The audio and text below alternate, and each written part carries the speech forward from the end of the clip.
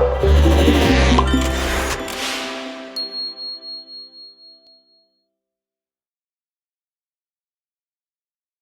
right, good morning. Nice to see you on Sunday morning. I wouldn't wake up myself. I will, wake up late rather than come and listen to the moderate age architect mumbling about his life. I'm glad that you like the Jam Factory. The whole thing was merely, I don't want to call it accidental, but it's more like improvisation. Okay, we walked to see. I was invited by the landlord one day, like 5 years ago, or maybe 6 years ago, to see this venue of the Jam Factory. And at that time, it was a worn down factory warehouse, that nobody using it for 30 years. So it's really looked like a slum, It's a lot of people illegally invading the site, living on the site. The old, the main warehouse roof was coming down. A lot of, you can imagine, like old factory, the floor was wet all the time. And the frontal factory, which used to be the ice factory, which is now the restaurant, the floor is flooded and the fish inside. I believe there is some animal inside as well, living there for a long, long time. So that is how the Jam Factory looked like in the first day. And the landlord asked me, can we do something about this? This is like, it used to be the factory for the battery, for pharmaceutical, and as I told you, the ice factory. And the landlord, they want to preserve the spirit. At one time, this area was very famous. And it was like torn down, like, going abandoned for the last 30 years. So they want to do something about that. And I told the landlord, nobody's gonna do it. This is too old. I mean, it's gonna cost a lot to renovating it. I said, nobody's gonna come. No investor, no developer will have that certain vision to come and do it. And I got back home. Okay? And it took me like a few months that I start to think about this project again. And at the same time, I need to move my office because my office was on the 19th floor of Siam Tower, which cost me a lot of money. I have to pay like 400,000 baht per month for only 500 square meters. So that is actually quite costly for me. So I need to move out. I have to expand my office. So I put these two things together and I start to calculate the cost and the way we can do it and what we have to do with it. And it seemed to me like it's possible for me to do it, right? So I come back to the landlord and said, I will do it myself. Okay, I will redevelop this area myself. And that's the beginning of Jam Factory. I have to walk to banks, many banks, because an architect, we don't have asset. We don't have a substantial asset good enough to ask for the prominent loan from the bank. So I had to walk into so many banks, tell them about the project, the idea that I have. And I told them I don't have any asset to be a guarantee for my loan. I just want your money. Like, I think at that time it's about 18 million baht. And the bank say, no, I need your land, or I need your property, I need something. And I said, I don't have it, I have the idea. And I walked, this is crazy. I can recall that 5 years ago, this is absolutely crazy. I walked to the bank, I walked to something like 6 banks. And finally, I walked to the last bank, which is SCB. And they said, okay, this is a crazy idea. And I talked to the board and they said, well, maybe we give you a loan based on your personal credit, like my reputation. Okay, so the bank gives me the loan of 18 million baht based on my name alone. And that is quite crucial. So at that time I said, wow, this is good. Good to be famous. So the journey started. Yeah, so we can ask the loan from the bank without anything. So that's the first 18 million baht I got from the bank as my personal credit line. Okay, so I used that money to renovate the whole project, which actually, as you may know, we go beyond that.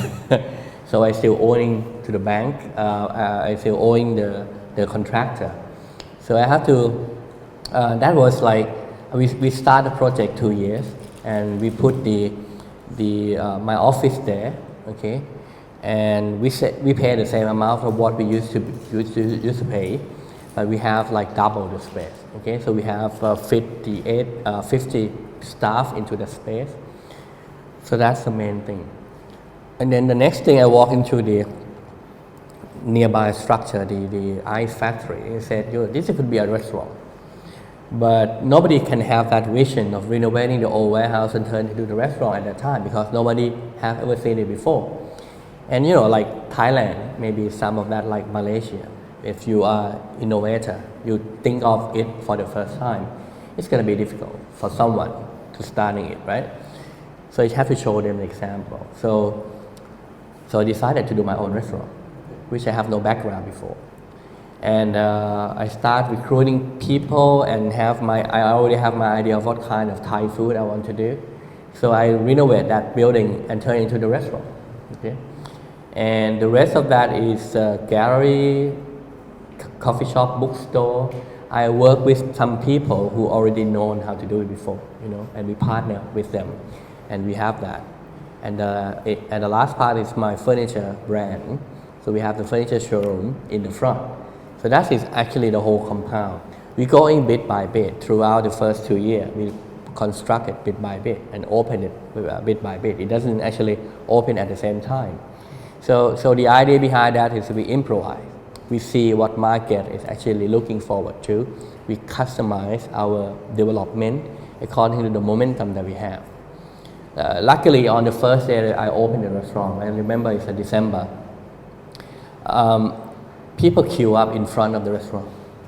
So at that time, we have 55 seats, and people queue up like 2 hours to get into the restaurant. I was so flattered. I mean, the restaurant was famous overnight, right? I think because of the idea of the Duangrit Bunnag, an architect, doing a restaurant, that's quite crucial for everyone. And because at that time I became known in my country already, so the idea of me doing a restaurant seemed to be fit. And people already know me because I share things on my Facebook, eating on so many places. When I go out and have a dining on the street, I tell them. So I have that reputation of food already, that I'm the architect who actually famous for eating. I'm not that fat yet, but that is why people actually recognize that. So you see, I mean, nothing come out as an accident. Okay, it's something that I use my resource that I already planted in my conversation and restructure it to use it as a commercial basis, right? So the restaurant happening, well, we success overnight, but because conversation I create for myself for a long time regarding the food. So when the restaurant is happening, I realize that this is a good business, much better than architecture. I mean, I don't know what your company is doing, but normally in Thailand, architect company will make a profit of 5% per year maximum, not more than that. I mean, when you work more, you have to hire more people and you have to spend more. So eventually, it's a 5% profit margin business in Thailand. It's not a good business. Restaurant is 25%. 16 to 25, so it's vary, but it's between 16 to 25. 16% per year is much better than you invest in the stock market in Thailand this day. It's like absolutely ridiculous. So the restaurant is a good business. So we eventually extend the restaurant because I need more loan from the bank to pay for another debt that I have, and I have to invest more. So we invest in the land nearby. So the last plot next to the river is another property by another owner. So we talk to them because it's like we call the land locked. So they have no road access. Only can be accessed from my property.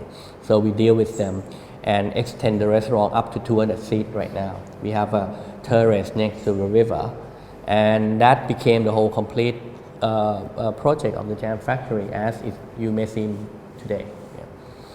The evolution of Jam Factory turn into something that I'm interested in. Like we have the gallery, so we have the artists coming in, we have the friend of the artist coming in. So art community is there, right? And I'm interested in music, so we create some outdoor music event from time to time. So young people is there and interested in that. So the first 3 years of the Jam Factory, and until now it's like 5 years already, we involve with the people that we would love to meet, like you know, young people, energetic, creative people. So it became a base, you know, for people like that. People who are interested in art, design, well, not very much about design, but art, culture, music, and the younger generation. So that is how the Jam Factory getting famous. Okay? And one day, you know, the journalists from China came. And I don't know who they are, but they come and interview me. And it happened to be that they are a very famous magazine in China for the teenager. It means their target is young, energetic women in China, and they all dress so well, right? So once I was there in that magazine, in that publication, and now we have a tourist from China coming like every day, you know, and they are all super cool young lady from China. So they're wearing the hat, dressed well, you know. It's not a regular Chinese tourist. They are very fashionable, and they come and take photos. So from that time, I think it's like 2 years ago, we have a regular comer for the China, and they are very super upper level tourists, you know, tourist people, and that is amazing, and that is actually drive and became the main structure of, you know, from the marketing side of the Jam Factory until today. And I may tell you about a little bit of Warehouse 30 if you don't have to go into that question. Save your energy, okay? And you know, after we did the Jam Factory for I think 4 years, I became to see another warehouse on the opposite side of the river. It's like warehouse, a larger warehouse of 4,000 square meters. So it's double the size of the Jam Factory. And it was there since World War II. And you know, has been used. Somebody has been using that regularly for store the product, the merchandise, but not quite often. Okay, so we talked to the landlord to rent the space from them, and this time they asked us for a large sum of money. When we were dealing with the landlord for the Jam Factory, it's very moderate in terms of, because they don't know what we're going to do, and they think, you know, they're charging us for like 400,000 baht per month. That's a good deal for them already. They got up, you know. But now, because we success in the Jam Factory, people know about that. When we come to the Warehouse 30, they double the price. But it's a different landlord, right? But they ask for more price because they know what we're going to do. So we're living with that because they, you know, passionately with the, you know, have a very strong passion with the old building, especially the warehouse type. So we want to actually do that again. So we turn that into event space, because in where a Jam Factory don't have an event space. So we have an event space that can actually contain like 500 people, which is quite a lot. And we're doing a food outlet, so many food outlets, like 5 or 6 of them. We have spa and we have market, similar to the one you have downstairs, but it's like larger. It's like 3 times larger. So that is something what Warehouse 30 is. And again, once we do the Warehouse 30, it's open like last year. And the same audience who went to the Jam Factory come to visit Warehouse 30. And if you're going Warehouse 30 on weekends, you know, there's a lot of Thai people coming, taking photos, selfie, putting on Instagram, that kind of thing. So that will happen on the first year, I think the first 2 years. And after that, we have to have a consistent visitor, just to make the whole project sustainable. So in the beginning, that you first, we back to the Jam Factory. Sure. So the landlord is prepared to preserve the spirit. Have you ever been communicate with him or with her about this to make this space? Yeah, we talk to them all the time. Okay. I know her quite well. She has actually graduated from the same school. Okay, and you know, we know each other quite well. And her house is actually in the venue. Her house is actually next to the Jam Factory. If you go to the jam factory, their house is actually nearby. Okay, so they see what we're doing every day. When we have music event, they come and enjoy participating in. I think that is the key. The jam factory never exists as a standalone project. I mean, it's a standalone project, but it's always in communication with the community. We communicate with landlord when we're going to do something and involve them into the project. And we talk to the nearby community. Like we are next to Klong San market, so it's a public market. We talk to them all the time what we're going to do. We communicate with them to make sure that one thing, in the first few days they are afraid that we're going to be a competitor. And we say, no, we're not a competitor. We're working with you. We bring you more traffic. And the traffic, the excess traffic, will go to your market as well. So everybody is happy. So I think this is a key. And when you do project, you have to involve everyone into your project, especially the community. And until now, I think that involvement is extended beyond the project. We are actually talking to so many people around the area, and we found that there is a lot of creative community, small and large, around that area. So we actually forming the platform called the Creative District. Now on both sides of the river, Klong San, which is the jam factory is, and Duangrit, which is the warehouse 30 is, both of the area, we're calling that a creative district. And we established that conversation strongly, that people want to get involved with it. Eventually, I think last year we established the Creative District Foundation, which I'm personally a chairman to that foundation. And we actually receiving funding from people who want to actually redevelop the district. And we use that money back to the district in the form of project. Some people in the community might come up with the idea of the project and I want to do something for the district. So we redevelop the district with that funding. Next year we're going to do a project called Bangkok Craft Week, which we actually working with London Craft Week in London. We license that. They give the license to us like $1 because they want this to happen in Bangkok. So we're working with them to create a Bangkok Craft Week.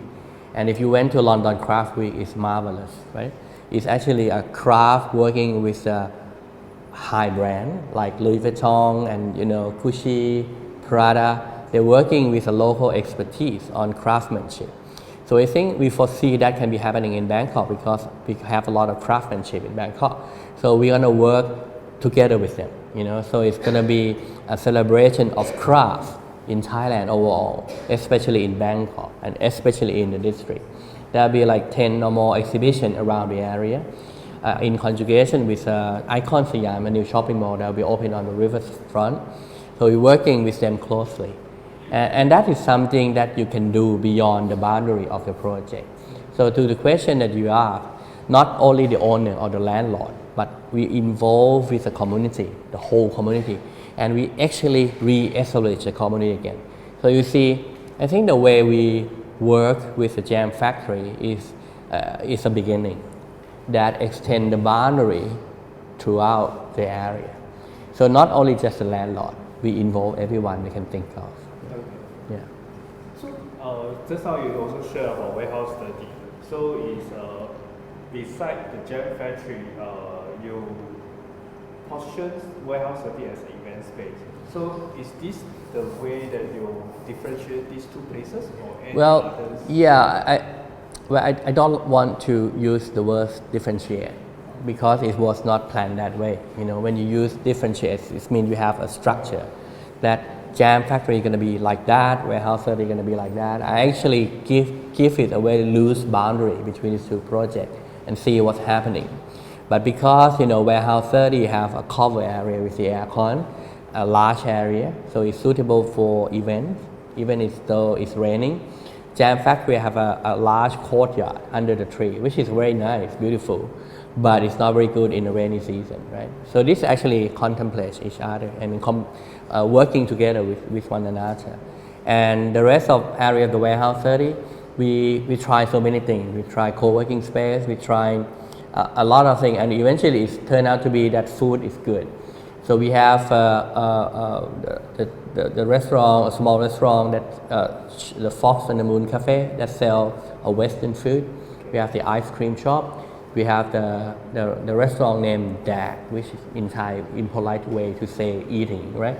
It's really impolite. So you don't talk to any Thai person and saying Dag. Let's go Dag. That's not good. Okay. But that's the name of restaurant. That's a Thai restaurant. And we have a coffee house that have its own roaster, coffee roaster machine. And we have a grilled beef shop. And we have a market, as I told you. We even have the cinema. But the cinema will be going somewhere soon, maybe next year. And have Thai food, and we have now Western food. We have another coffee shop. We have 2 coffee shops in the middle. So you can see warehouses is more like food oriented together plus the market. Okay, because you know that food is really a big thing in Bangkok. I hope it's big thing here too. So warehouses it was actually improvised and be motivated in a different direction from the jam factory. But still, you know, because it's owned by the same person, so the thinking is the same. Warehouses is also about the same group of people we want to deal with, you know, young, energetic, creative type. So whatever happened, we're doing for these people also. We created an event earlier this year. We're doing this called the 3536 event. 3536 is film photography, which became a mainstream right now in Bangkok. I don't know what happened in Malaysia, but in Bangkok, film photography became a really hip thing to do. So we created that market for that film photography, you know, like the old camera and film. And a lot of younger people anticipate that. I mean, they participate in that, and they love that event. So it became very favorable regarding that.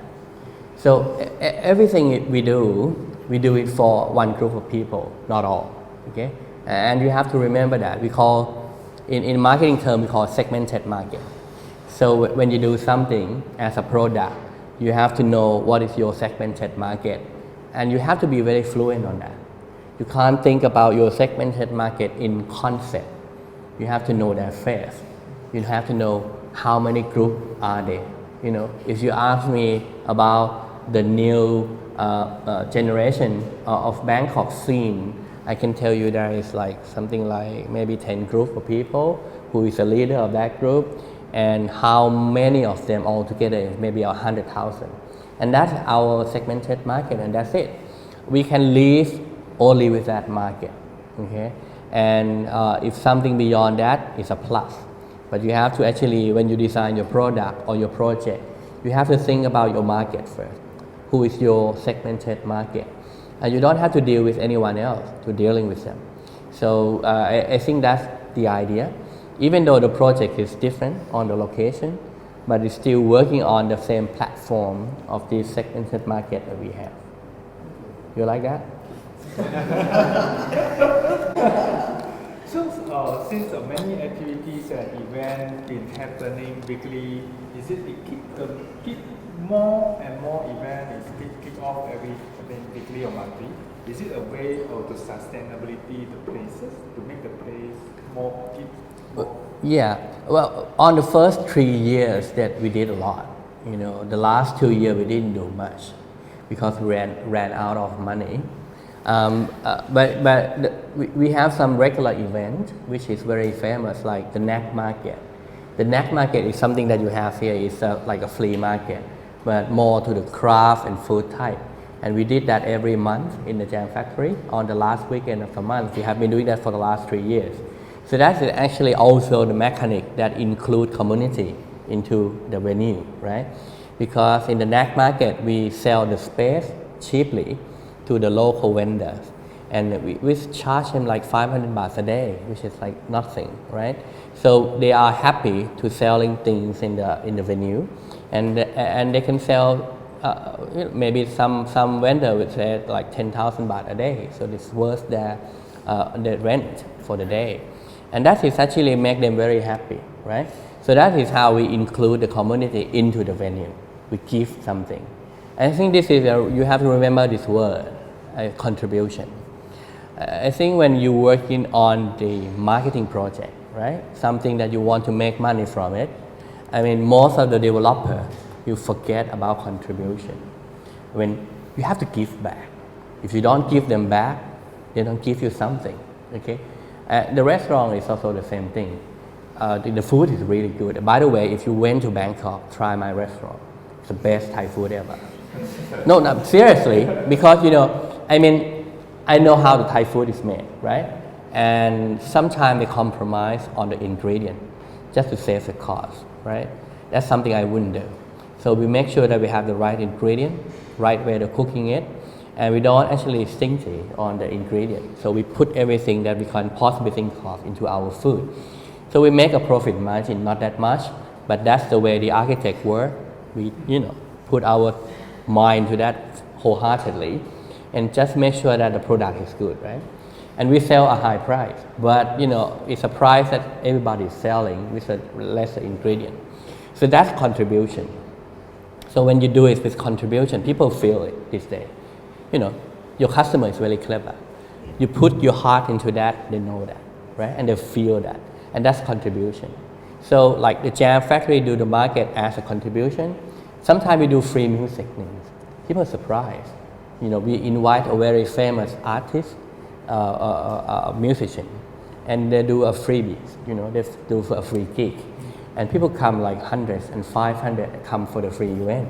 And everyone is happy because the musician want their music to be played and listened to. And the audience want to come and enjoy the evening. And, you know, we sell the project to the sponsor. And the sponsor gave us the money to do things. We don't make any profit, but we draw people in. And, you know, we give back to people, right? So contribution is the next level of marketing. And you know, if you talk to the marketing people, they don't talk to you about that. They will put in the form of CSR, which is very fake in a way. So, but the way you're doing the product, your market, your project, if you can think in a form of what we're gonna get from people and what we're gonna give back to them, you know, not selling back, but give back to them.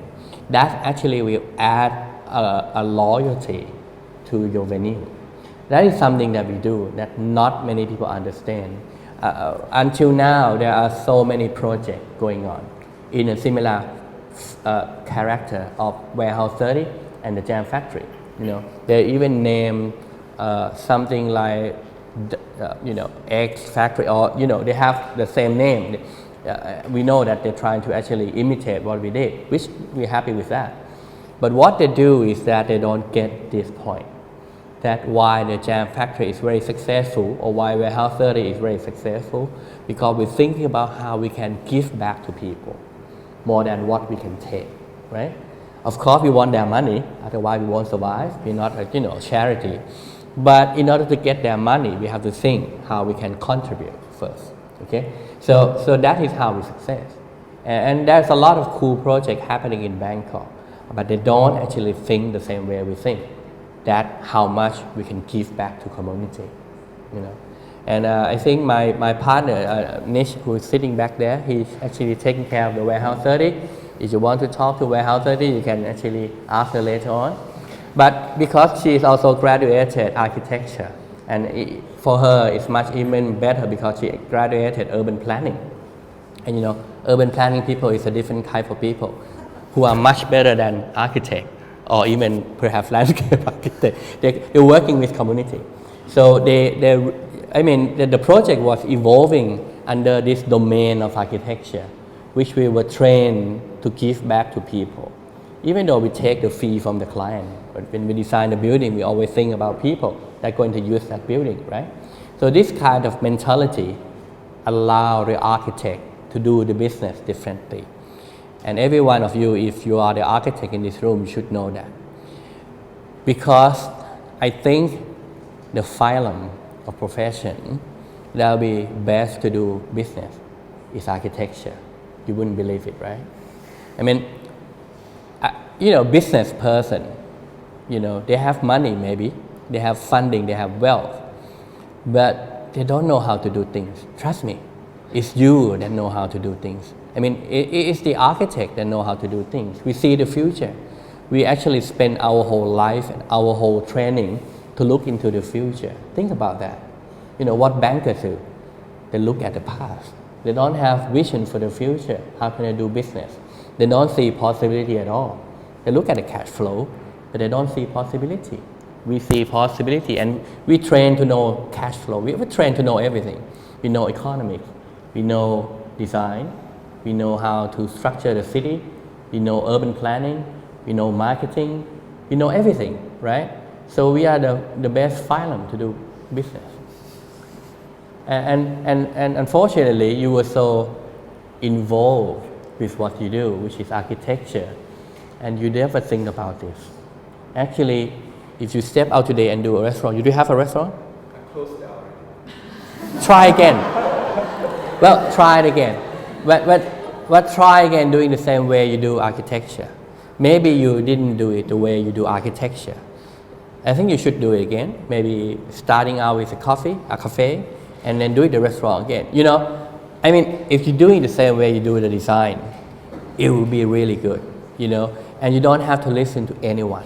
I think you have someone to run your restaurant, right? Yes. The one that you had before. Fire them. Don't use that. Working on that by yourself, you can do it. You know, it's not that you do buildings. You know, I mean, restaurant is the most. I mean, it's complicated. It's a waste of time in the beginning, but it's not even come close to the complexity of one building that you're doing or one project that you're doing. So if you do it by yourself and you structure everything in the restaurant by yourself, it's going to be fine. You know, I have the restaurant. I have someone operating my restaurant earlier on the first 5 years. And, you know, somehow they screw up. They actually, we're making a lot of money, but they take the money from my account and, you know, steal my money. So I fired both of them, you know, the head chef and the manager, I fired them. And people think that, no, Duanggrit will not be able to do this, you know. And now we're running still. And we are even better than ever, making a really good food than ever, and even more profit than ever. So actually, it's not that complicated. But you have to do it by yourself, the same way you do one project of yours, right? If you actually have that kind of hand-on anticipation in what you do and everything you do, you may get tired a little bit. You know, you sleep less, you know, play less, you know, party less. But what's the whole point of life? I mean, you want to do something that is actually make a difference to others people's lives. And this is something that you do, right? I love riding motorcycle. You know, I ride a motorcycle on the weekend, and this couple of months I ride motorcycle less because I work more. But I can ride motorcycle later on. You know, the way that I have a restaurant is mean 50 people in my restaurant have jobs to do, right? The way that we engage more projects mean people who work for me, they have jobs to do. So that is how you make a difference in people's lives. It's not just money that you're making, but you're actually making money for other people that working with you. So I think that's too long for my answer to your question. But you have to stop me sometime, you know. I mean, I can like talk forever. Continue. Yeah. So what else do you want to know? Sorry. Whether we talk about the JF Factory or other warehouse study, I believe that you'll face many challenges. So what comes to your mind when you see the challenges and how you solve them? Yeah, we discussed this briefly last night, actually. Most of us will interest in funding, money. Well, yeah. Well, you never do it for money. Well, you do it for money. But if you want to do it for money, you will lose the game. Okay? I make an analogy of basketball. You know, you play basketball, and that's a scoreboard, right? If you do it well, you shoot the ball into that basket thing, you will have the score coming up. So your money is the score, but your game is basketball, right? I mean, what you do is a game in front of you, which is a basketball. Imagine that you play basketball and your eye watching the scoreboard all the time. Imagine that. Do you think you can play balls? You don't even see the ball. You know, you're doing like that all the time, and you're shooting on the basket. and you don't even look at the basket. You look at the scoreboard. So that is how you working for money. You know, I mean, money is a scoreboard. If you do your game well, your score will coming up. You will have money, but you have to pay attention to the game that you play, which is basketball. So you have to do it like that. Okay, the ball in the basket. Now you look back at the money, right? So most people don't get that.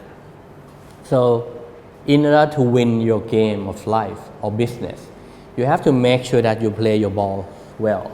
If you are in the game and you actually concentrate on the ground, on the floor in the game, then your score will come up, your money will come. But if you look at the money all the time and you're trying to play the balls like that, you're gonna look stupid, you know? You're gonna look very stupid. And people looking to you, they will say, what you doing, Duanggrit? You're not playing the game. Where your eyes is looking. So I think it's very important that you actually, when you do business or you're playing your game, your eyes on the ball. You know, your eyes on your, is in your basket, and make sure you're doing your game well. And that is how your score will coming up. If you met so many developers, their eyes on the scoreboard all the time, and that's stupid. They don't even know what they're doing. They think that is a game. No, this is a game. And remember, whatever you do, yesterday I talked about temporary monopoly, right? So at this moment, if you're the richest person in Malaysia, you monopoly something, right? And you have to remember that monopoly will always be temporary. So someone, somewhere, will come and steal that monopoly from you. So if you're not playing your game well, it's fine, because nobody else is in the field. Nobody steal the ball from you. You can shoot basket, whatever. The clock is not ticking, so you can do whatever you like, use monopoly, right? But once somebody else is in the game, they will steal your balls.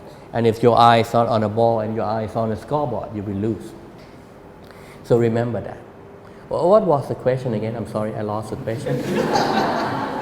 What is the challenges that you the challenge? Okay. No matter the gem factory Okay, or warehouse. so I tell you about the game. So that's the game. Now, the challenging is yourself. The most challenging thing is yourself. And you know, you give meaning to things. We talked about that last night. Because you are automatically the meaning-making machine. You will say, this project, it's gonna be difficult. Who said that? Who said that? Yourself, right? You say, the moment you sit in this chair, you said, well, I've never do it in English before. It's gonna be difficult for me. Who said that? I didn't say that. Well, you didn't say that, but well, I mean, supposedly you say that, right? But it's the one, you are the one who's saying it. So you are the one that gives meaning to things, if you haven't noticed that. You are the one who gives meaning to things. Thing doesn't give meaning in itself, right? So when you say this project is difficult, the project never tell you that, I'm gonna be difficult for you, right? You are the one that's saying this project is gonna be difficult. If you're gonna do a restaurant again, it is you that will be telling yourself that, well, I failed restaurant once, I will never make it again. I will fail again. If you say that, it will be you who say that, not the restaurant saying, right? So this is very fun, it's facts of life. Most of the things you understand as it is you that gives the meaning to it. Yeah? So if you notice that, you will realize that nothing is real. It's just you that gives me a meaning to things as it is. Now, as it is very important, okay? Because something exists, you never pay attention to things that exist as it is, right? You always related that thing that happens with the meaning you gave to it. And sometimes you can't detach it. Last night we talked about, what is your meaning you give to your mother. I always say my mother is very, complaining. She's complaining all the time. And that is how I don't detach the meaning I gave to my mother to or away from who my mother is really is, right? So once I did that, I will realize that her complaining is naturally not complaining, but she concerned about my, things that I do, and she worried. So that is not a complaint. That words are love. She loves me, And when you related that differently, she's not a complaining mother, but she's a mother filled with love. So you will relate yourself to your mother differently. Wow, every time she complaining, wow, she loves me. You see that? So this is how you change outer reality. I don't want you to say something that is not real. Like my mother can fly, and that is not real. But at least you should be able to technically detach the meaning you gave to things. That will actually give you effectiveness in everything you do, right? If you're starting to work on a huge project and you say, wow, this is going to be difficult. And you realize, oh, that's the meaning I gave to the project. It might not need to be difficult, okay? So you detach that difficult meaning away from the project and you start looking at the project again.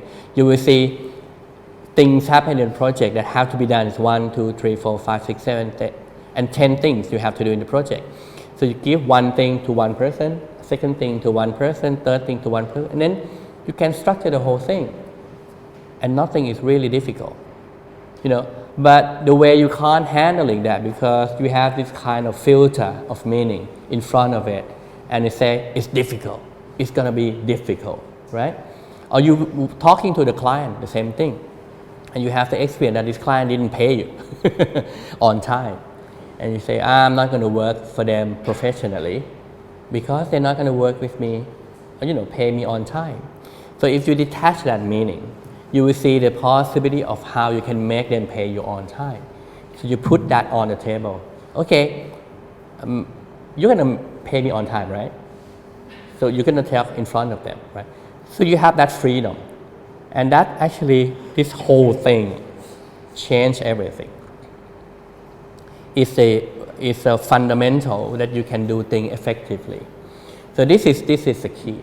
If you ask me what is confrontation, what is actually can be your obstacle, the only thing is yourself. Actually yourself is the only thing that prevents you from the rest of your life. Your success, your dream, whatever you can calling it.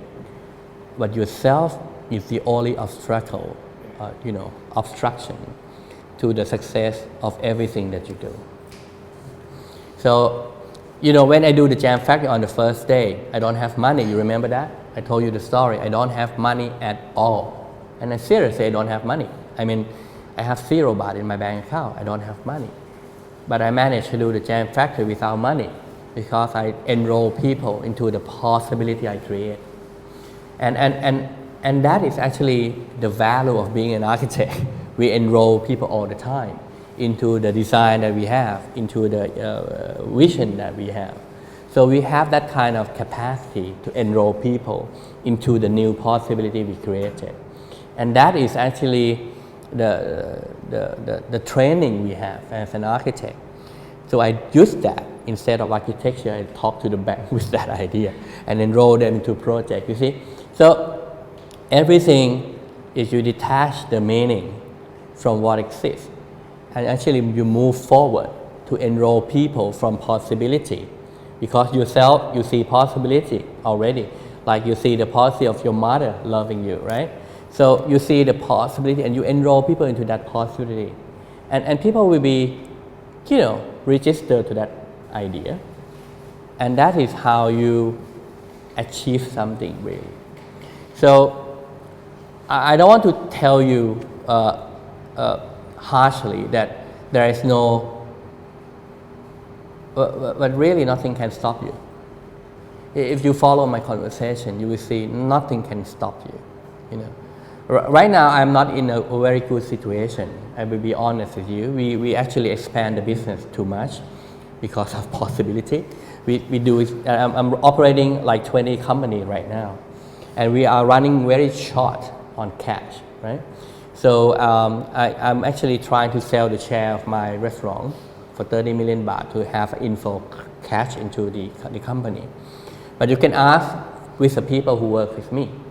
If you are somehow in debt to bank and other people at about 100 million baht, you won't be able to come here and sit and talk to you today.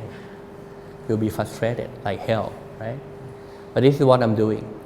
So, well, there will be difficulties in life. There will be something in the way, but nothing can really stop you. I mean, nothing that will actually give you or put you away from your confidence. You know, if you understand that everything that exists, it exists only in the meaning you give to it. And well, of course, there is something that is there, but if you can detach the meaning you give to things, you will see things differently as it is. And then you deal with that as it is, not dealing with the meaning you give to it. Did I talk make sense? Sometimes I talk confusing. And sometimes your colleagues who from would tell me that I confuse people. But sorry, I'm talking paradoxical sometimes, you know, it's very difficult to understand. Yeah. So we would like to talk to the audience from now. Anyone to have some questions or you have some? Now, if you right now have a question in your mind or you're so impelled to talk and you're not talking, let's catch that. What is the meaning you're giving to raising your hand and talk to me? And you will notice that because the meaning you give to it prevents you from doing so. Like, if I raise my hand and my question looks stupid, I will not look good among these people, right? So this is what you're thinking, right? And that actually stops you from talking to me, which, you know, my answer can change your life. And that's the obstacle we're talking about, right? So anyone want to talk to me? Well, let's talk. You know, this is, you know, trust me, this is a very valuable time of your life. You know, I don't know, I don't do this quite often for a small group of people. But since I was not told about this and she fooled me into this, so, you know, you have me today, this morning.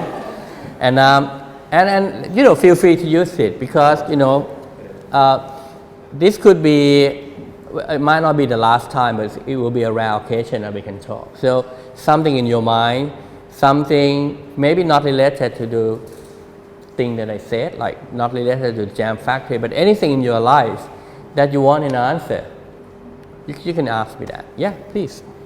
I'd like to pause you at the Jam Factory because I think after the Jam Factory started, actually now Thai government set up the TCDC and they actually want to recreate and define the whole creative district. Yeah. So I think that is the seed that you have planted.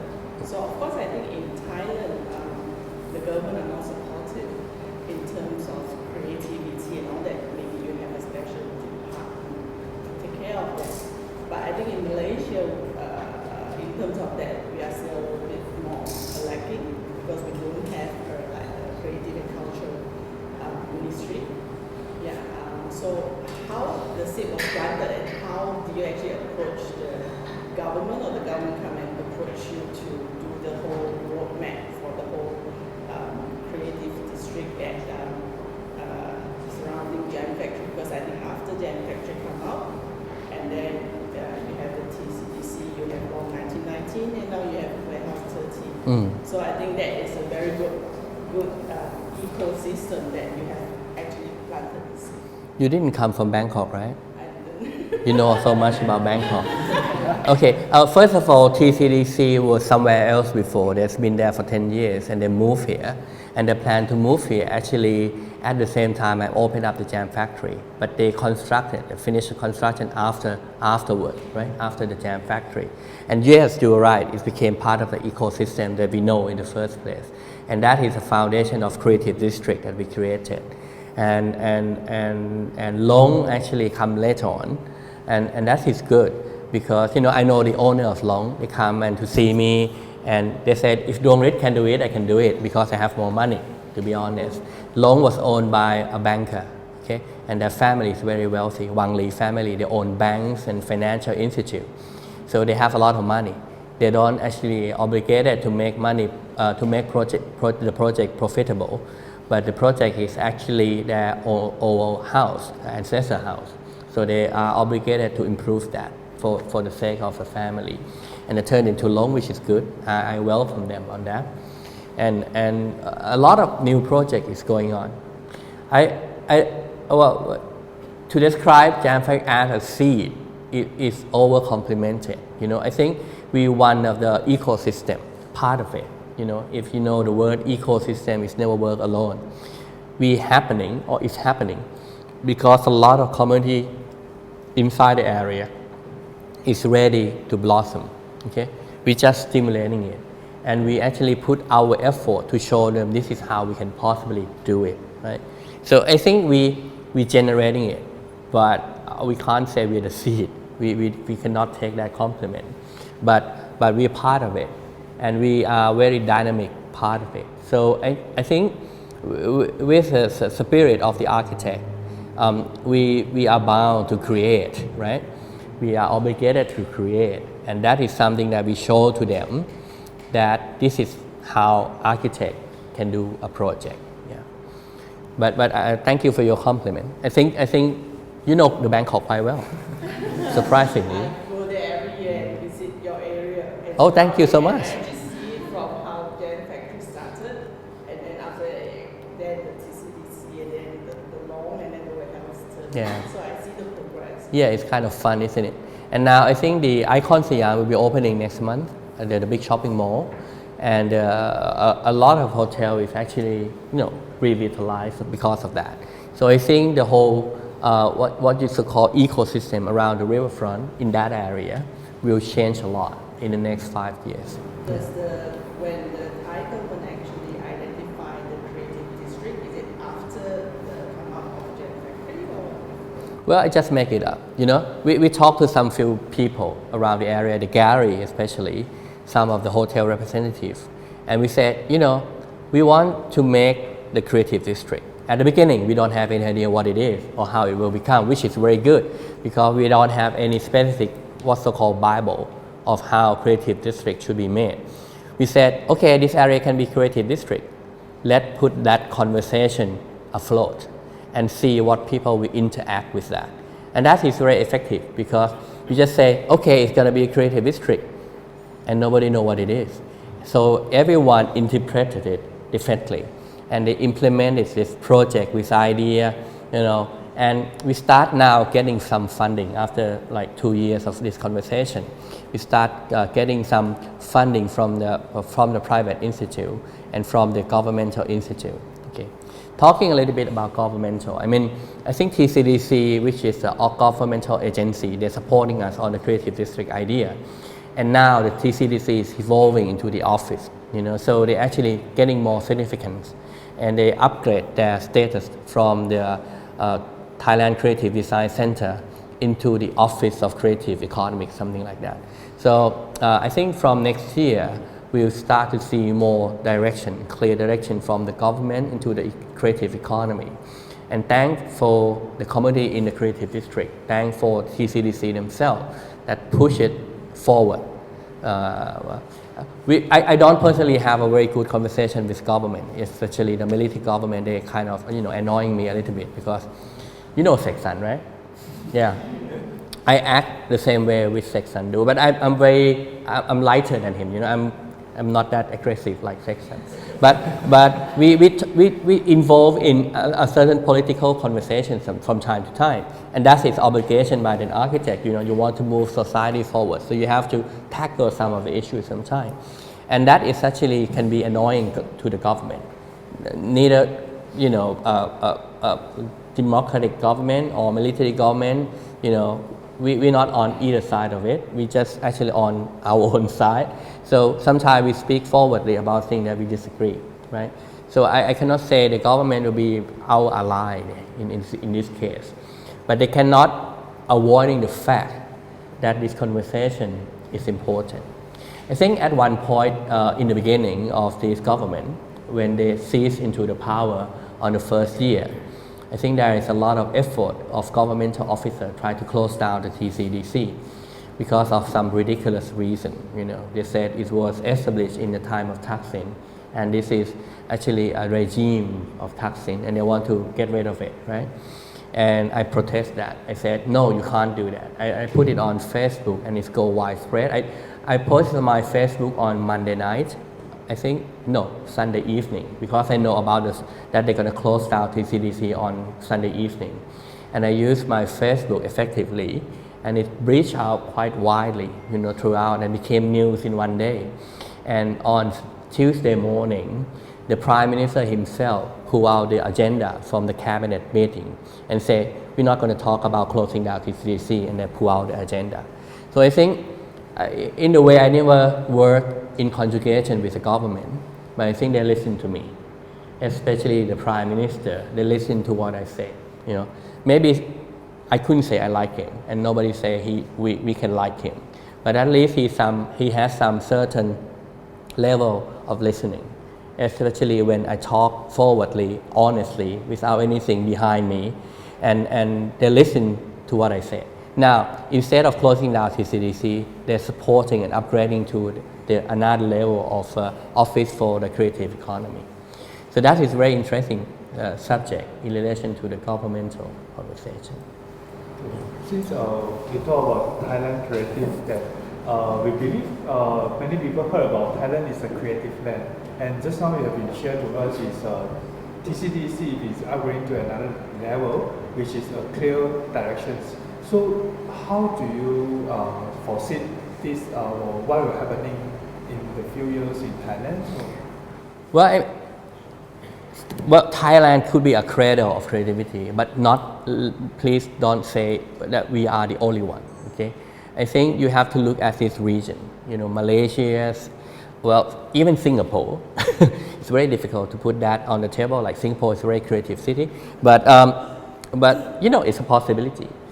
Jakarta, all the big cities in this region can actually put forward the creative agenda for the basis of their economy. The thing is just like this. Design and creativity can be embedded in everything that we do and make a lot of difference in terms of economy, right? I talked to you yesterday about temporary economy, temporary monopoly, right? So that's the idea. That's how the creativity come into view, because you want to create a new monopoly, temporary, and someone will take over it, and you no longer be a monopoly. So it will be like a cycle like that, right?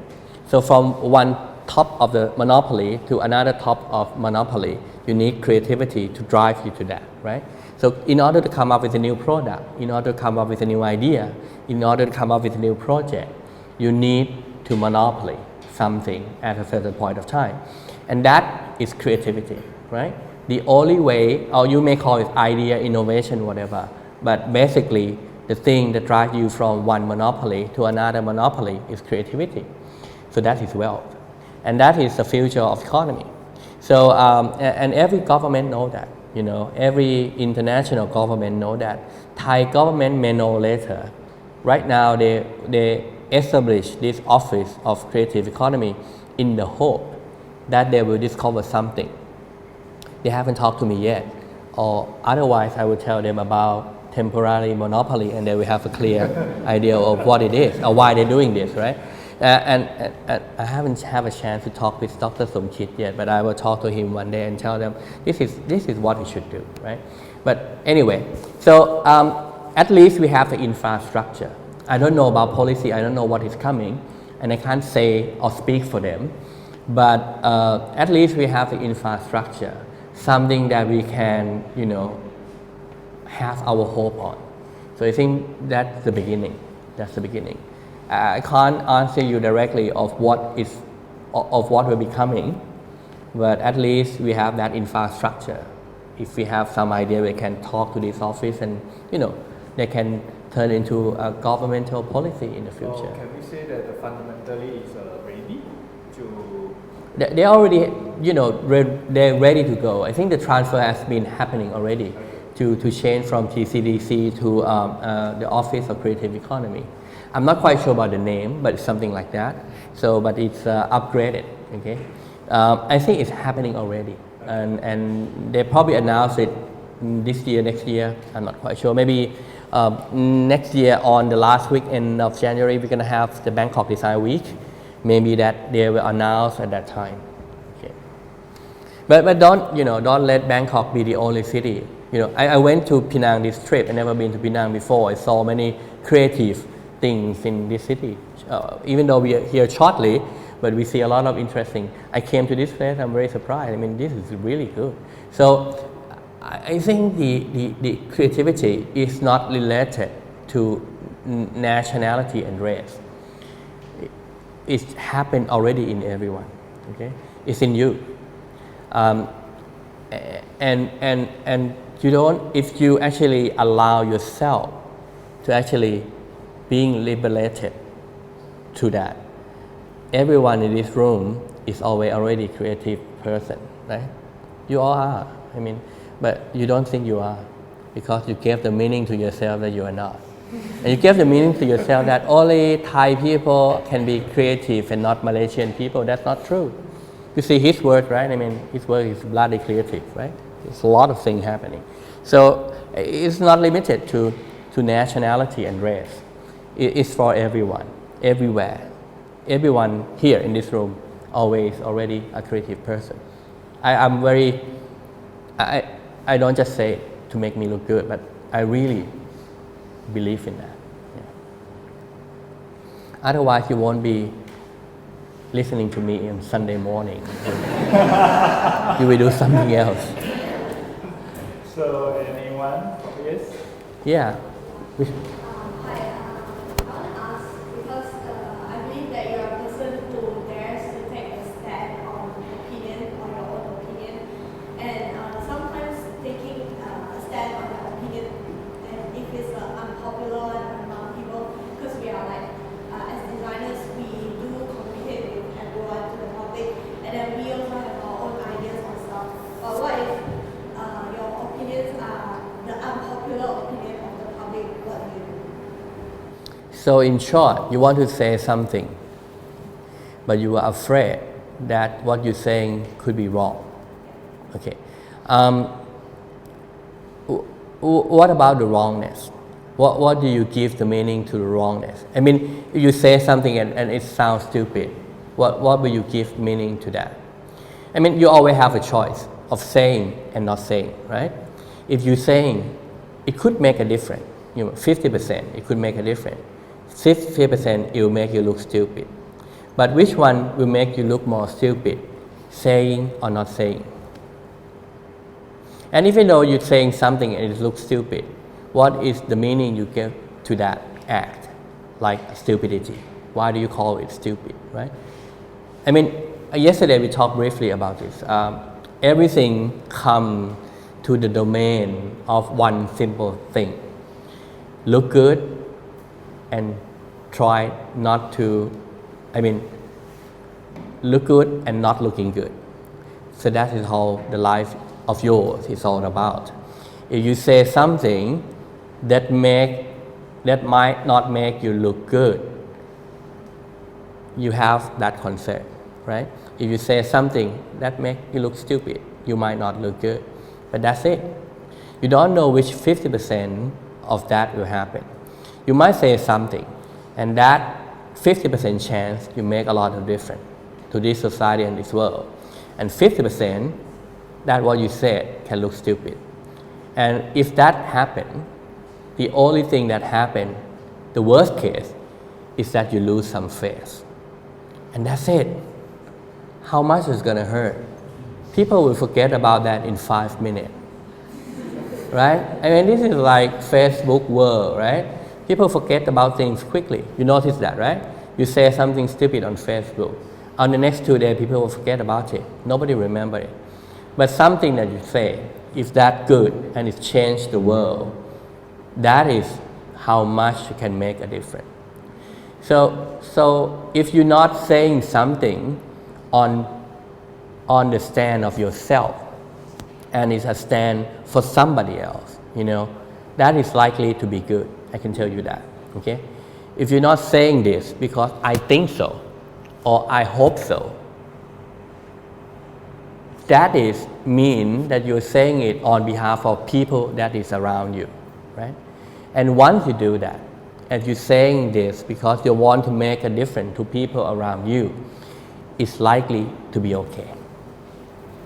Most people actually using Facebook just to share their thought and their opinion on behalf of themselves. They want to be right about the subject and want to be establish their rightness over other people, just to press other people down.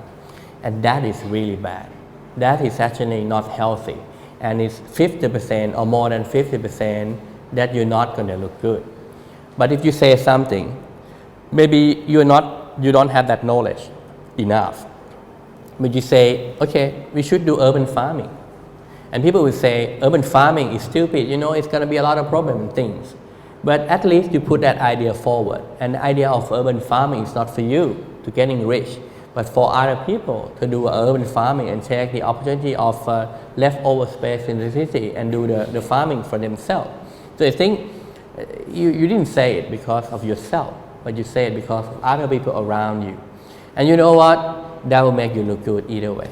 Okay? If urban farming is not possible, still you're going to look good anyway. You're going to look like you have that visionary thing. You have a vision into the future. Even though it's not possible, but you say something out. And I think society needs this, especially Asian society. We need this. We were so well trained not to speak out. In my country, it's even worse. I can tell you, we were so trained not to speak out. And if we want to speak out, we make sure that what we're going to speak make us look good. That is so strong in Thailand. I think Malaysia and Singapore, they are unlikely to speak out. But I think that's something that you should do, right? Everyone should be like Sexton. This trip I mentioned to him all the time because he is not here, right? It's a very fun thing to do. I think that you should pick these two people. And what's your opinion on architecture and engineering becoming more and more niche fields? Not like back then, like the traditional restaurants were becoming the master builder, being the master of all fields, or do you think the fields have become too specialized, too niche for one man to do everything in the building industry? Well, I think that's natural. It's organic for me because right now we have so many architects in the world, right? In Thailand alone, I think we have 20,000 registered architects, and I think 6,000 of them is actively practicing. So I think the idea is that we have more architects in the world. So each and every one of them have to find their own niche market to survive. I think that's the whole idea. So if you compare to in the 60s or 70s, we have fewer architects in the world. And we're doing a broad spectrum typology of work because of that, right? And now because we have more architects, and each architect start practicing in the area of expertise that they are interested in, which I think is organic, right? And it should be like that. Like Penang architect should be concentrating on Penang area and trying to actually make it really, really good. I think that's something that I think is very ecological way of thinking about that, because you are the local people, improve your local community, that is the best, I do that myself. I don't actually have so many work outside Thailand because I want to make Thailand good, right? So I am actually concentrating my practice. Right now it's more like 90% in Thailand, okay? So I would say Thailand is my expertise, so I know everything about that. And I think every architect should practice the same way. I mean, in the 80s and 90s, I think it's very fashionable for architects to have so many offices around the world. Kenya, we have office in London and Malaysia and so on. I think that's the thing of the past. We have internet. by the time he did that, we never have internet. Now we have internet. We can communicate with the client across the world in a flash, in a second, right? So, you know, my client who I'm working with now in Philippines doing a resort, he can call me, WhatsApp me every day, every moment to communicate with me. So there's no point of me setting up my office in Philippines to communicate with the client. So I think the world changed. And to answer your question, I think things is happening right now organically, the way it should be. So don't be stressful about that. I think the architect, we have the certain area of expertise, and they have a certain area of market that they are fluent with, right? I think that's the way to go. And that's something you should be celebrating, because that's the best way, right? You don't want to see me working in Penang, you know, I mean, it's gonna look bad, you know, because, you know, I don't know nothing about Penang. I know nothing about it, and I come to working here, it's gonna spend a lot of time for me to familiar. Or I have to work with a local architect in Penang in order to deliver the work professionally, right? So it's gonna be like a burden. I mean, for me, I supporting local architect to work in their local area. I think that's the best way. And that should be your local expertise. And that should happen organically, right? Does that answer your question? I'm not quite sure right now, you know, this day, people ask questions and I answer it. Maybe it doesn't go the right way. Yeah, but you got it, right? Okay, good. So who's next? You? Yeah. My colleagues told me yesterday that you gave a very brilliant talk about architecture yesterday in Bangkok. And then I guess that you were reading the same thing today. No. That's why I gave it. I appreciate your talk, you shared today very much, because it's more towards psychological extent. So what my concern is, how do you actually appreciate your own project? How do you think about your own project, and how do you feel about your project after you have completed that? Oh, I enjoy it so much. I love all of my projects. It's like my babies, you know. I have so many babies. And every single one of them, I treat it like my children. I love it, you know. But there is nothing to talk about. I mean, the project. I mean, the best way to explain it is for you to go there and visit it. I think that's the best way. If you never go to the jam factory, go to the jam factory, and you understand it right away. And sometimes I don't even have to tell you what it is. You will say, wow, okay, I got it. You know, that's the kind of thing I love to do. If I have to do the project, I have to explain the project to you, that will be my failure, okay? And you know, sometimes when people go to my project, they can tell about my project much better than I do, because they see something beyond that. And I love that, you know, I love when people go beyond the boundary of my thinking in each of every project that I have. And I think I rather keep it loose, because I think that's the area of possibility, right? So when they see my project, I never told them what the project is all about, and they interpret the project differently. That will let them into the new idea, which I think is very valuable for me. If you ask me whether I like my project, yes, of course I like my project, very much. Very much, and I don't want to talk about it. Because I want to actually frame your thought about the project that I've been doing. But I think yesterday I showed the project very quick. I think that's a very good way for me to explain my practice, because you don't see any single project for a longer period of time. You should see it in a flash, like few seconds, even less than that. So, but you see the whole picture, you see the whole language that I have. This morning when we on our car here, I talked to our colleagues in the car, talking about the language. I think architectural language is something that has been in lack in this part of the world. We are now actually using the language that some people invented. You know, we're still using the language of what SDCA has been using, or WOHA has been using, or some maybe use some of the Kenneth Young language that have been using. And it has been here for like 10 years, 20 years, right? So we now have to move on. I think it's very important that we have to invent our new language and not to copy other people's language. And that is something I'm trying to do. I'm using Miss Van der Rohe language. I'm using Le Corbusier language for a certain period of time. And then because I'm working locally with a local material, now some of the local material start to weaving in to my language. So instead of steel, now we're using wood, for example, but in a Miesian kind of language, right? So that alters the language a little bit. So I think it's very important that if you're an architect and you design project, you actually have to start finding your own language. And that might come from where you are, your locals, okay, your material. And that is actually, for me, a real innovation. So I didn't actually speak about my project as the idea because yesterday I told you that I don't have any fundamental establishing concept for each of my projects. It just happened, you know. It sounds ridiculous, but it is. Like the first project I did, like Costa Lanta, if you're familiar with that, it's a very simple structure in the middle of a pine tree forest. And what happened is that I walk into the pine tree forest. I think 147 of them in the beginning. Nothing is there. I feel it. And they say, wow, my building should look like that. And I start sketching on my plain bag.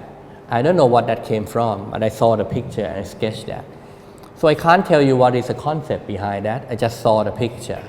But later on I realized is that because of the context of the tree that is already there, I can see the possibility of my building because of the context that driven the possibility, right? So when you are in a certain situation, I always told people like imagine like you're a circle, like empty circle, nothing inside that. And you start to include everything as a context of your project into that circle.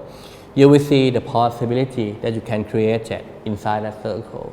So that is a kind of thing that I do. So it looks superstitious. It's like magic, right? Oh, I saw the picture. Oh, the project should look like that. But actually, it's how your brain is working. I later on studied neuroscience briefly. So I see that is how the brain is working. And that is the source of creativity. Creativity never actually functioning like input and output thing. It's actually parallel. You know, everything happening all the same time at once. So, but it was context driven.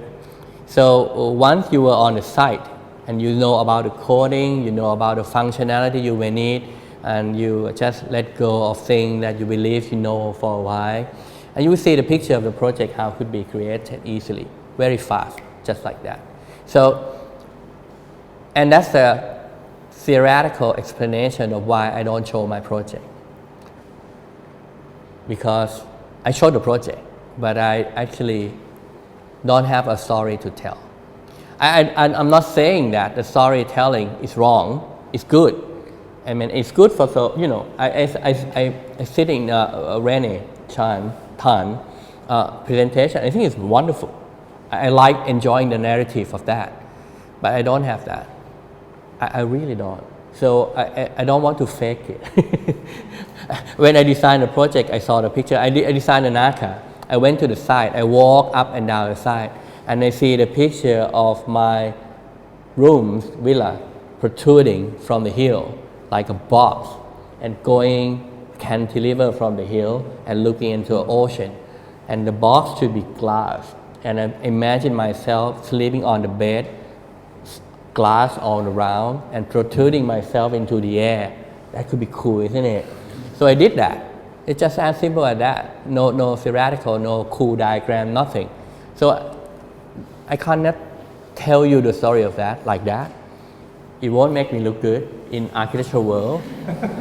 It looks like, you know, Merlin, what is that? Magician or wizard, right? It looks like. But I just work like that. I just see things, you know. So I think that's the explanation why I don't show project. But yeah, but I love my project. Trust me, I really love that. Can I have more water, please? Yes. I have 2 questions. Where are you? Okay. 2 questions. Okay, first question. Okay. As an architect, you wear many hats. assuming that the notion and perception that architect knows all and it is well positioned is not true at all, what would your suggestions and advices be to fellow architects and designers in the industry to strive in businesses? That's question one. Okay, can I answer that first before I forgot? And then we come back to the second one. Okay, this is good. I never wear so many hats. I wear just one hat, my hat. And actually, I don't wear a hat. You see, I don't wear a hat. So, wearing a hat is analogy for identity. Okay? And that is very contradictory because you think architects should have identity. I'm telling you that you don't need an identity. Not like you don't have it, but you don't need it. And very much that you can drop your identity, that is your real freedom. And that is really good. It makes you feel so good. I'm an established architect. I won so many awards. It's not that I can't do a restaurant. But the first thing you think of, that because I'm an established architect, I won so many awards, I should be reputed as an, hat, architect hat, right? And cannot do any other thing. That's because of the identity that you decided to wear. Well, I would suggest your fellow architect and yourself to drop that. You don't need identity. You don't need even identity to design an architecture. On the contrary, if you drop your identity, you will discover a lot of things. If I'm an architect and I design things the way I design, and because of identity, I need to design the next thing that look like the thing that I designed before. You get it? It will make you look stupid because your next project gonna look like your previous project, and that is ridiculous. You don't have any freedom. You have so much obligation to deliver the same way that you did before to keep your identity. For me, I don't have that. I design a very Michigan architecture, very modernism language. And then I come to design Jam Factory, which is totally contradictory to what I did before. And I love that. I'm a real pain in the ass. Actually, trying to do things differently all the time to get rid of my own identity. And one day I will start working with bamboo because I like that. I want to explore in that, and that will change my. I drop my identity again to explore new things. So this is something that is so powerful as being an architect, but you don't know that. You think that you need an identity because you watch the movie Fountainhead, right? And because of that analogy of being architect in that sense, you think that architect is God or something as a representative of God, and you are actually everything in this world. And everyone has to listen to you, and you don't have to listen to anybody. You are the best person on earth, and nobody. It's not true. I don't say that you can't be. You can, but it is a matter of your choice. You don't have to be like that. I'm actually working contradictory to that. That's why I can be a good friend with Sexton because of that. Because we can drop identity somehow, and we can actually talk with people on the street. We can include everyone in your conversation. When I walk into the site, construction site, I normally share my lunch with a worker who works on the site. The dishes are superb, I can tell you. So, and my client will see that and say, wow, why Duanggrit is actually eating with the worker? You should. I said, why? It's fine. The food is great. So I'm sharing with them from time to time. They don't want me to share it because they have really limited resource. But I normally, sometimes I share it. So that is something with total freedom. The only thing that you have to do is drop your identity. You don't wear a hat at all. Drop your hat. And that is actually a complete freedom. You can do everything and anything, right? One of my lecture, I did it like a few years ago. I said, only when you are nothing that you can be everything.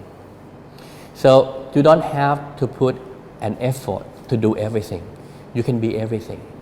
Just become nothing and you will be everything. So that answers your question, the first one. So now the second one. Okay. What can other business owners and the world learn from architects and designers other than giving back, the strong sense of giving back to the society? Future. You always think that the business person see the future. They don't. No, I'm seriously. They merely try to copy of what somebody else did successfully and repeating it. It's the only profession that can look into the future is architect. The developer, no, they don't. They will talk to you as if they know, but to be honest, they don't. If the developer talk you into the project, they don't see the future. They see the past. Always, maybe their past, their own past, or somebody else's past, but they never see the future. You are the one who see the future. You were trained to do that.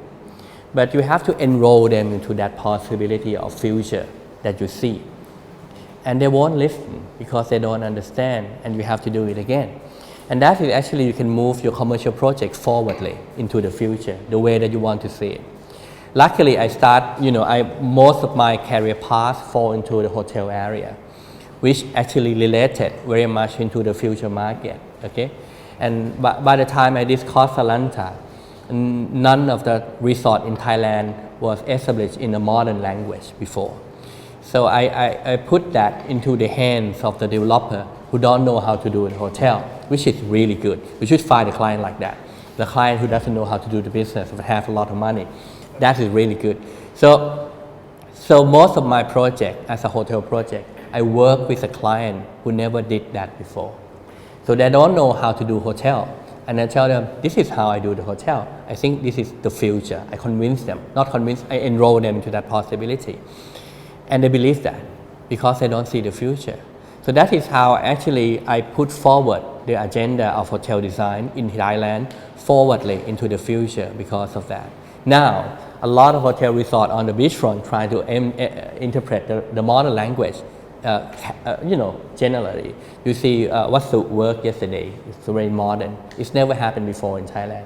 Before Kosalanta, it's never happened. Every resort, beachfront, it has to look like Balinese or Thai or whatever, but not modern language. So I think all the developers, you think that they know the future, they don't. Really, they don't. None of them does. I mean, you are the one who see the future only. But you don't believe that, right? I mean, you always think that maybe the client knows something that I don't know. Maybe they were right. No, they are wrong. They're always wrong. And you have to know that. They can't be right. No, they can't be right really because they think from the past. If they want to do the condo, they will do the condo in similar way that they did before. That 90% of the developer, they will do the same thing that they did before that became successful. There is a good example. I designed one condominium in Bangkok for Noble Group, Noble Development.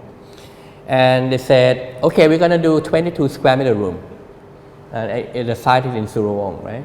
And they said, they're going to do 22 square meter rooms. And I said, why? They want to do 22 square meter room, which is very small. And they said, well, because the price is right, and that's from our marketing research, there's a lot of supply and demand for 22 square meter because a lot of condominium around the area is doing 22 and they're selling fine. And they said, if there is a lot of 22 square meter rooms already in the market, why are we going to do 22? Why are we not doing 24, which is slightly larger than 22? And we can do slightly higher price of the product, but there is no 24 in the market at that time. And people who are sick of 22 because it's too small can buy 24. And they don't listen to that because they are, a big group of developers that did it before. They said, Duanggrit is stupid. So they asked me to design a project with 22 square meter. And they opened up for selling. Nobody buy it. Well, there is like 800 units. Only 20 units was sold. So they're suffering. So they closed the project, pay me another row of fee to redesign again. Now this time 24 and 26. They sold the project out in only 1 month. So you see, the developer, they don't know a thing. You know the thing. So you have to actually stand for that because you know the future. But you will fail if you do it from your identity. If you think you're great. I'm a great architect. I know everything. That is why you fail. I never work like that. I listen to people. I walk on the street. I eat on the street. This morning we eat on the street, right? So we enjoying actually engage ourselves to people, and architect is very good at that. You know, even though we wearing a very nice watch, but we can eat on the street. So we are the type of people that can do that, right? So we engage with people. We know the answer. So you are the one who knows, not the developer, I can tell you. I've been working with so many developers, many clients for the last 30 years. None of them know anything. You are the one who knows the answer. And you have to believe in that. So imagine if you have money and you do your own project. How good will it be? You'll be the only one who success because you're working from the future market. So I encourage you. I don't want you to, everyone go out and do business right now. You know, it will be hectic, right? But you go on with your profession, and there will be coming a time that you feel comfortable to start your small business. You do that. Because of what? It will give you less pressure on your profession, right? I mean, because of the profession, if you live alone on your profession, then you have to actually compromise your practice to get money, to survive your office. Sometimes you have to do shitty things for the client. You don't want to do that, and the client doesn't listen to you. You know, you do this, it's going to look bad. You don't want to do that, but you are forced to do that because you have to make a living, right? That's normal. But what is going to look like 10 years from now? You're going to have to live with that kind of project that you don't like, and it's going to suffer you every day. I have that too, and it suffers me every day. It suffers me every day. So if you have a small coffee shop, or a small restaurant that keep you a consistent income, so you are more or less pressure on the practice. Now you can choose. Okay, the client come in stupidly, ask you to do a stupid project. Oh, I don't want to do that. So you have a choice. And then the client will, okay, maybe I was wrong. Tell me what you see in this project. Now you're starting having a negotiation. Otherwise, you have to actually kiss their ass and, you know, get the project done the way they wanted to. And they are, you know, eventually the master of the decision, which you know, as I know, they're going to make a wrong decision. Last question, please. Last question, why? Okay. And then you, okay? We have several reference your office in Thailand, and how you link your team member together to have the same vision like you in the company, and when you face up with some of the HR issue, how do you resolve it between your team members? Well, first of all, I never get them to think like me, okay? But they see the possibility I created, and that's the word, okay? I mean, it's not possible to make everyone think like me, and that will be sick, I tell you. It will be a disaster. It will be wrong to make everyone think like me, because none of them should think like me. But what I do is that I enroll them into the possibility I created. When we're working on the design, okay, they will tell me what they see as a possibility, and I will tell them what I see as a possibility, and we challenge each other on this possibility, and which one we more enroll. You know, we do it that way. Sometimes, you know, we do it that way because they see, well, they have a better possibility. Okay, we can do this. So the conversation we had, even especially in a design session that we were working together, I'm not going to tell I have the idea, and they're not going to tell they have the idea. We change the conversation into possibility, because that can engage more people into the conversation. So I will say, okay, I see the possibility of the project like that. What do you see? And they will say, okay, I see the possibility of the project like that. And we see how this possibility can work together. Not compromise, but actually integrate it into one another. Well, actually, normally 80% or 90% of the idea that we have in the office actually is my idea, because more better possibilities. Because I engage more context rather than my team, of course. But sometimes, if you talk about that in a possibility domain, you're likely to engage better idea from your team as well. So I never make my team think like me, but they see the possibility the way I see it, okay? So it's very wonderful. It took time. My teams had working with me, like the group head, they're working with me for 10 years or 14 years or 18 years. Some of them working with me from the beginning.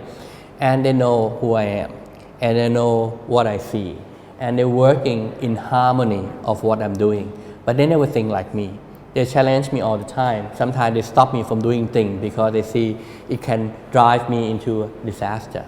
And they didn't actually, they are my best ally and my best enemy at the same time. So this is the way I work in my company. I'm not quite sure the question about HR. I don't have HR actually. Well, when we need someone new, we call out and someone will make an application. And if someone doesn't work, we kick them out. Just simple as that. So, well, we kick them out politely. Okay, we said, okay, maybe we don't deserve you. Something like that. Yeah, so we ask them to leave, And in my office, we always have a person, a people that is effective delivering things. Yeah, that's very important. Yeah. Is that all your question?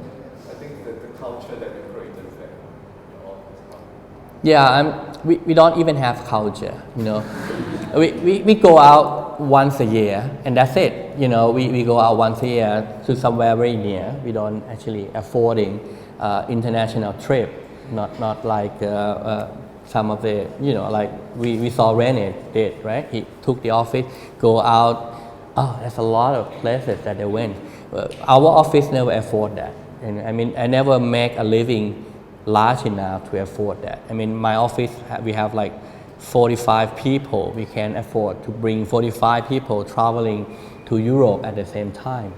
It's going to be completely complicated, right? So, and it's going to cost a lot of money, so we never do that. But we don't have culture. We have cats in the office, that's one thing. Somehow cats just come and live in their jam factory, a lot of them, like 8 or 6 of them. And they try to sneak into the doors of the office. So now, every desk, cats somewhere in the office. And cats became a domain of our office right now. Everyone actually, communicate with a cat. So that is the only culture that we have. We have cats in the office. And everyone enjoying cats. So I think that's the only thing. The rest of that, we live separately. They have their own life. They go out in a group from time to time when they have everything as culture, established culture. And I never tell them what to do, how we're going to do it. I leave it open and they make their own decision. So jazz music, as I may call, it looks like jazz. So everyone improvise, but it's the same music, right? So everyone have their own way of doing things, even design. Yo. So I'm not a designer. I come from the developer side. Oh my gosh. Now you told me. Sorry about that. Okay. Can you say again? I do leasing for retail project under my company, and currently we are doing an urban regeneration project in Kuala Lumpur. Yeah. Financial district, and we are only 1 km and 3 km away from most of the biggest retail projects in KL. So, in your opinion, how would you define new future of retail besides doing experiences that you are doing in Jam Factory that would redefine the future of retail, especially when there's more supply and demand in the market right now? You went to my lecture yesterday? No, okay. So the last part of my lecture yesterday, we talked about experience economy. So that's the future of retail. Somebody say that online commercial is going mainstream. I agree with that. At a certain point of time, it's convenience. If you know what you're going to buy, you can buy it online. But eventually, people will come to that. Earlier we talked about AI and HI. We talked about artificial intelligence, and we said no, it's not going to be about that anymore. It's going to be about human intelligence. And the only artificial intelligence that will work well is the one that works with human intelligence. Okay, so AI will be made to support human intelligence. The machine cannot think of their own. I mean, the presentation of the sponsor in the beginning that they say they're going to create an AI who can design, that's ridiculous. It's not going to happen, But the way that AI will work is the way they can design the AI that work in conjugation with human intelligence. That's very important. So people who want to design AI, 90% of them right now want to design AI in a separation of human. And that is wrong. The successful of AI in the field is the way that they design AI in conjugation with HI, right? And that comes to the commercial as well. So online commercial is great, but it's not going to take over, because you still have somewhere to go on the weekend to meet with people. If you're a boy, you want to meeting with girls, you want to meeting with boy, and your family, you want to spend time with your children somewhere, right? Shopping malls seem to be a good place. You can eat, you can enjoy yourself, children can play, you can buy toys, you can buy things. So experience is still the key. Okay? So the key success of commercial is experience. Jam factory is experience. People go there for the experience. People will come here for the experience, right? People will go to the shopping mall as an experience. Okay? I designed one shopping mall in Bangkok, M Quartier. You remember that? You've been there? Okay. You remember the spiral we did on the top? That's a crucial idea. We got the idea from Guggenheim and we ridiculously applied it to the shopping mall. We say, if we have a museum that go like that, how about the shopping mall that go like that? But it's actually the analogy of street food in Bangkok. You're walking on the street, right? Along the street, you can chop the food along the way. That's a very good experience. We don't have that street, so we roll it up in a spiral like that. So the best way to enjoy it is to go to the top and walking down. Okay? And you can choose, you have the experience of street food in that building. So that is an experience, right? And once you get to the point that shopping mall is not about selling things anymore, it's about experience. People will go there to experience, and experience is very valuable. You shoot your photo in the Instagram and say, this is cool, and people like, right? So that's the experience. And you establish yourself as an identity in your online social media from the experience. You travel, you show people on the Facebook, that's your experience, you're showing that. So shopping mall will survive, but big shopping mall like Sears is going to be gone because it's not experience anymore. But if you design a new shopping mall, make sure it's a place of experience. So the future of economy, everything, architecture, hotel, shopping mall, whatever, is about experience. Concentrate on that and you will be a blast, you'll be successful. Remember that word, experience economy. Actually, 3 words I gave to you yesterday is very important. The first one is temporary monopoly. The second one is silent knowledge. And the third one is experience economy. That's 3 words. You can use that for another 10 years, really. And nobody tell you about that before, right? That's why I'm here. All right. We thank you, Duanggrit, for his time. And thank you everyone. Thank you thank you and the place, the wonderful place. Thank you everyone for being with me on Sunday morning. Yeah.